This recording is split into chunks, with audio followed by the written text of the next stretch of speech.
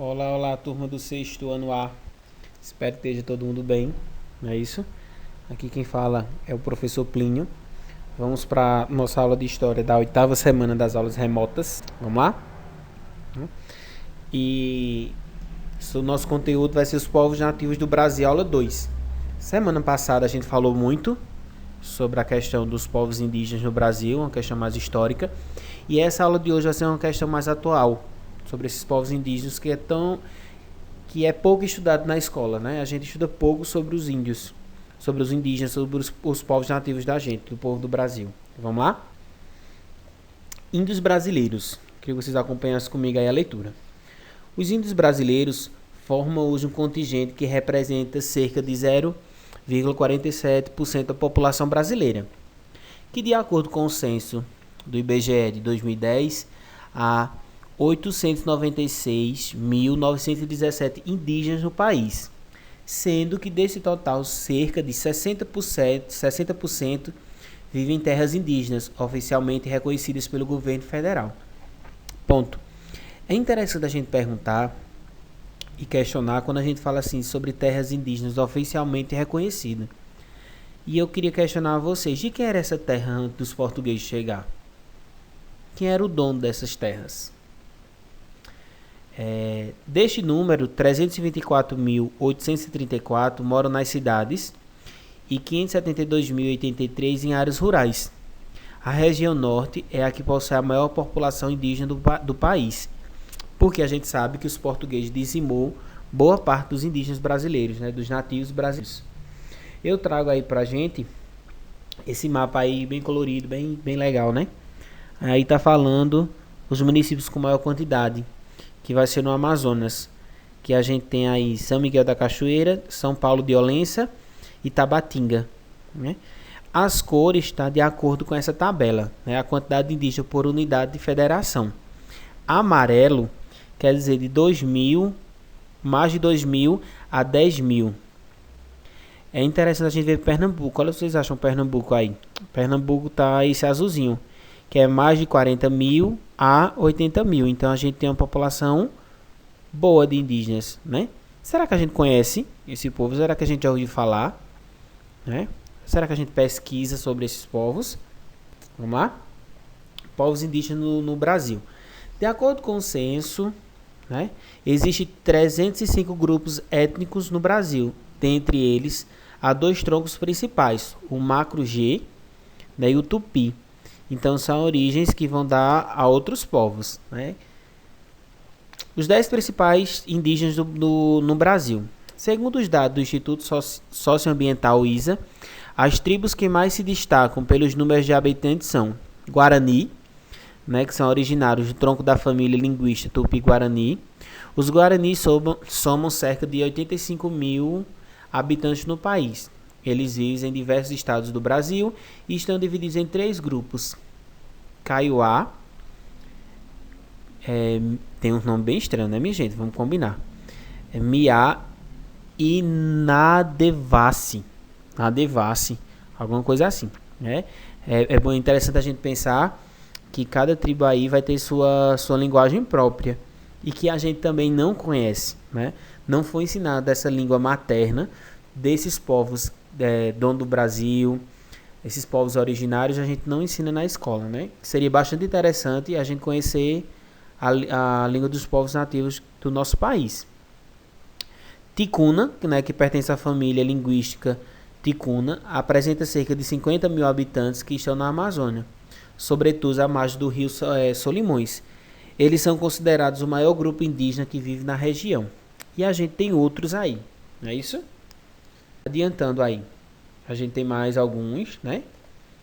Aí a gente tem o Teneira, Yanomami, Chavante, Potiguara, né? O Potiguara aqui é na região Nordeste, vocês sabiam disso? Potiguara pertence é o último, acompanha aí a leitura comigo. Pertence ao tronco da família linguística Tupi-Guarani. Os potiguaras somam cerca de 18.000 pessoas nos estados da Paraíba, Ceará, Pernambuco e Rio Grande do Norte. Então os potiguaras, eles vivem, né, principalmente no Nordeste, inclusive no nosso estado, né? A cultura indígena.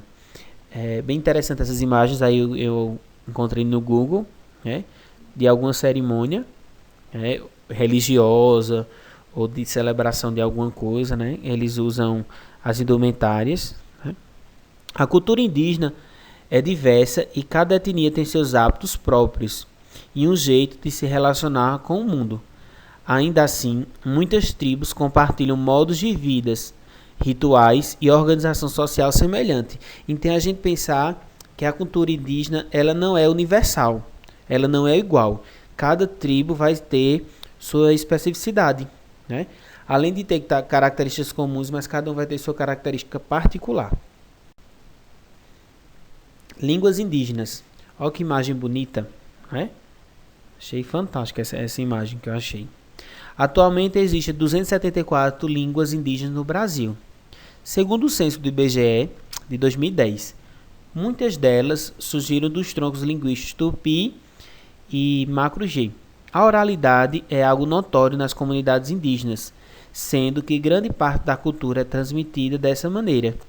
Quer dizer, a cultura deles passa de geração para geração através principalmente do conto, da fala, né, das histórias que é passado de geração em geração.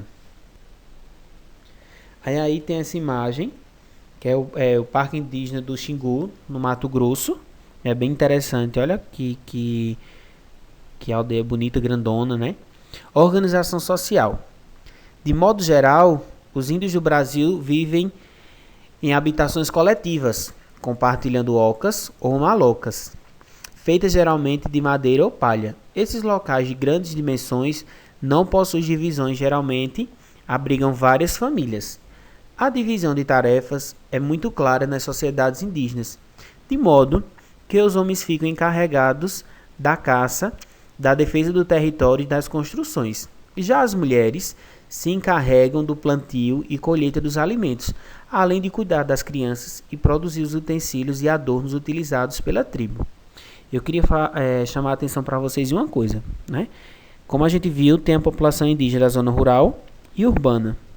Eu conheci uma tribo lá em... Eita, agora me fugiu o nome da cidade. É no Vale do Catimbau, né? E os indígenas moravam em casas normais, usavam celular, moto. Então também a gente tem que tirar um pouco essa imagem desse índio, né? Desse indígena que caricato, né? Que a gente usa às vezes como fantasia. A gente pode pensar que indígena hoje ele estuda, hoje ele se forma, né? Então ele está correndo atrás dos direitos dele enquanto ser de direito. Como seria a religião indígena? Vamos lá? A religião indígena, a grosso modo, é panteísta, onde não existe somente uma figura relacionada a um ser criador. Os índios costumam reverenciar nos rituais religiosos os seres ancestrais e a natureza. Quando ele fala esses seres ancestrais, é quem vem antes dele, né? As pessoas da família deles que já morreram, né? Que protege aquela terra, né? O território e a terra tem um significado muito importante para o índio.